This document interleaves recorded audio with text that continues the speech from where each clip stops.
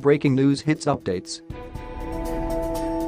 Incident to British Airways Boeing 787-8 suffered a nose wheel collapse at London Heathrow.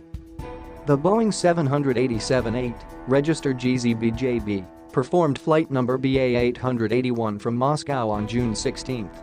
Extent of the damage is currently unknown. Further details will be reported once available.